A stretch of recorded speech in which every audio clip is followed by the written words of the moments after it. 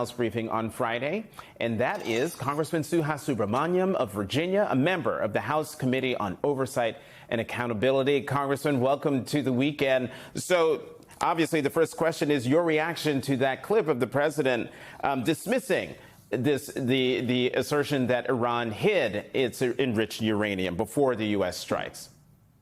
Yeah, I still haven't heard anything about that uranium and where it is or what happened to it. All it took is 10 trucks to be able to move that, and they'd been talking about strikes on that area for the whole weekend. It probably got moved, but we really don't know. And the fact that the president is so confidently saying that everything's okay is a red flag, because this president loves to stretch the truth. And what's interesting about that whole operation was the biggest risk to the operation was the president himself tweeting.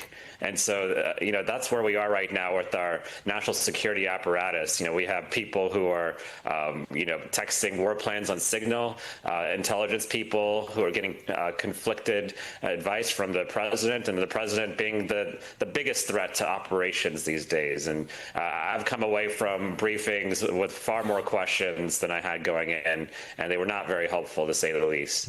Well, Congressman, that's what I want to dive into, that briefing and the intelligence. What were you told that you can disclose to us? And did it satisfy your need for knowledge about the extent of the destruction of the Iranian nuclear program? It did not satisfy, me when it comes to the extent of the destruction, because it just seems like there's a lot of questions about how much destruction actually happened, and this administration just wants to tell people it was obliterated and hope they move on. The reality is, though, that, Iran, it's unclear how fast they can make a nuclear weapon at this point. I think what is clear, though, is that this administration did not consult Congress. It looks like they're going to try to consult Congress and the American people even less so moving forward. And it looks like this president is still willing to continue strikes on Iran. From all of that, I just feel like this needs to be something where Congress and the administration and the American people deserve a say before we are thrust into another forever war. Congressman, you just mentioned the president alluding to possibly striking Iran again. He said that on Friday in front of some reporters. I want to play that sound for you. If the intelligence reports conclude that Iran can enrich uranium to a level that concerns you, would you consider bombing the country again? Without question, absolutely. What's your reaction to that, right? This is the president of the United States saying that he would probably, without asking and talking to Congress beforehand, bomb a sovereign country again, even though he already said that everything was obliterated. So I guess square that circle for me. A lot of that's not making sense. Your reaction to what he said? It's not making a lot of sense to me either. I'll tell you this, though. The justification for not coming to Congress before those bombings was that they were targeted and they were a one-time narrow mission. And so what he's saying contradicts the whole reasoning why they didn't need to consult Congress. And I suspect that he wouldn't come to Congress again for future attacks on Iran or any other country. This was a president that promised, it was a campaign promise, that he wouldn't start new wars, that there'd be world peace the day he got sworn in, that he'd put an end to all conflicts, and here we are right now. And so this is a mistake that's been made many, many times in American foreign policy, and I hope we don't make it again, but I will continue to speak out, and so will others. So, Congressman, one of the ways that, we can solve this issue with Iran is if, let's say a deal is concluded to put all of this aside.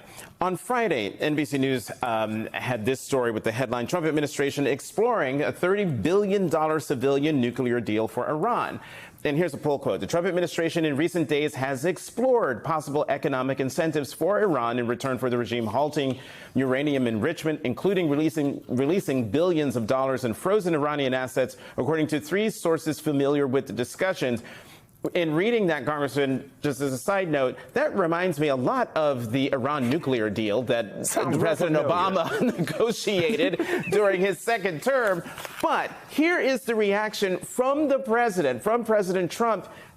about that story. This is what he put on his social media platform in response to that story.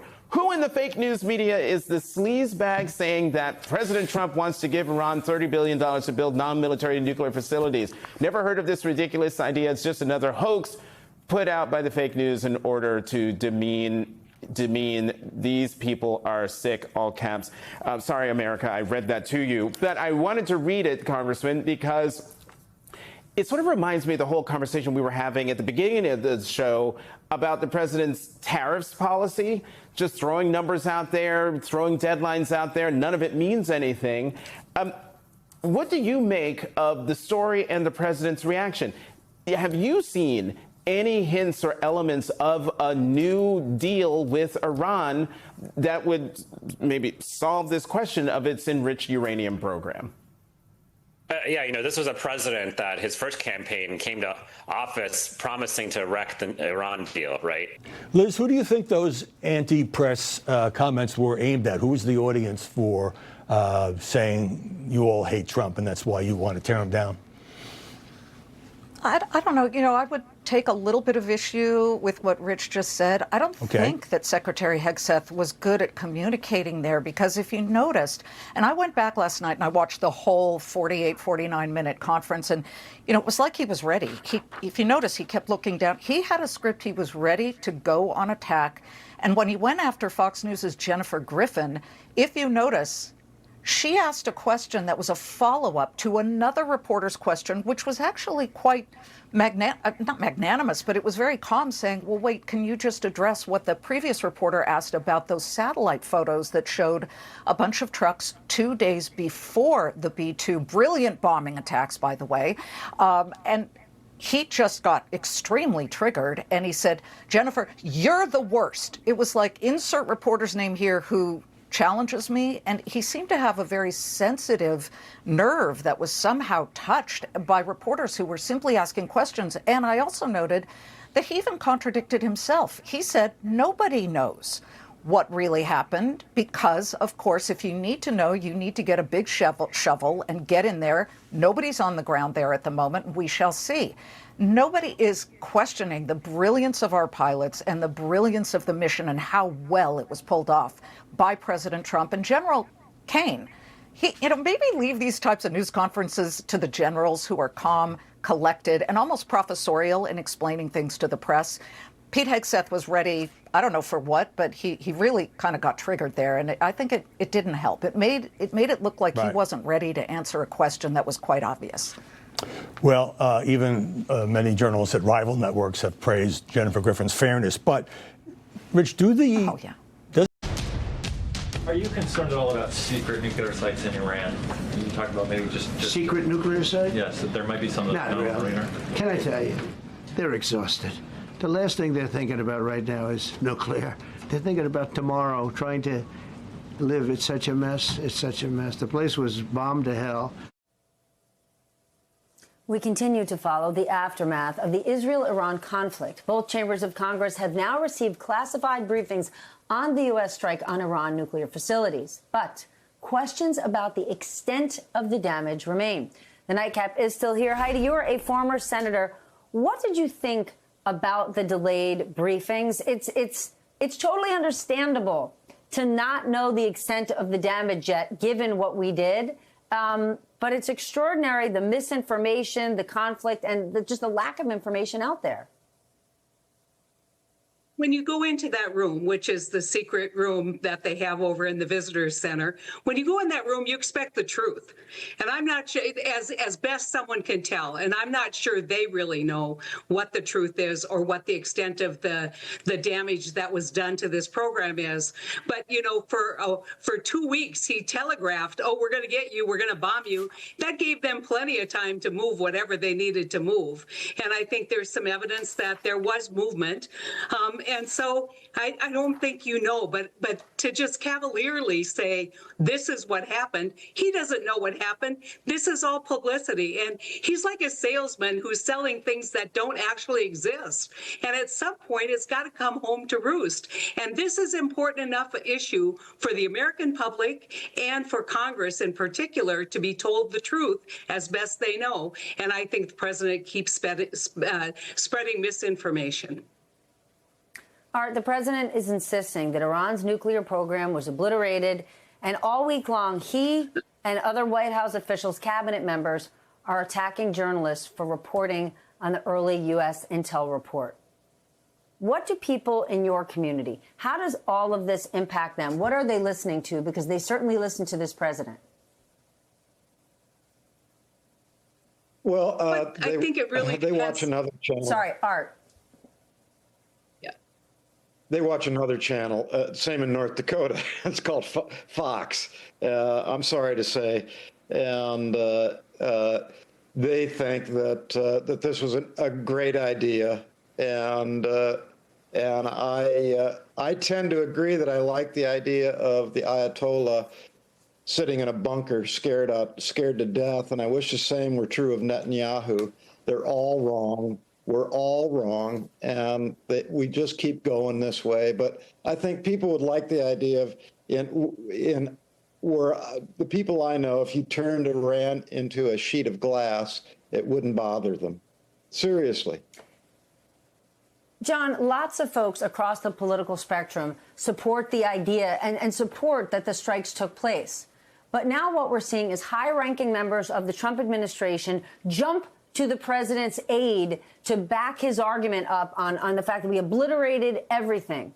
How does all of this impact people's trust in the government? Not their trust in how they feel about the strikes on Iran, their trust in the government of how the administration is managing the information around it. Well, Trump, Iran has exposed Donald Trump. Again, the Iran retaliation is simply to let Trump and Hegseth and company hang themselves. Sometimes you retaliate against a bully by letting them look like the bully they are. And guys, I got to be honest, you can dislike the Iranian regime, and there's a lot of good reasons to do that. They are not in general the good guy. But in this instance, Trump and Netanyahu were the aggressors and the bad guys, and Iran was a victim here. Accused of something that had no factual basis. Tulsi Gabbard, before she was silenced and she bent the knee to Trump, said, well, there's no evidence for what we're alleging as a country. And then Trump said she's wrong, and then a couple days later she changed her mind, and then they did. But we all know what happened is that she actually had the accurate situation. All of this demonstrates to the world that the U.S. can't be trusted. The amount of people I've seen question Trump and company over this, guys, it's insane. It's absolutely insane. And again, the Iranian regime is not popular with most people, but this isn't about liking or hating Iran. It's about international law and a failed military operation. And so Iran is winning the PR war on this, 100%. You have two rogue nations bombing another without any evidence, and you have one country that's remained stable. And what have we seen from the United States?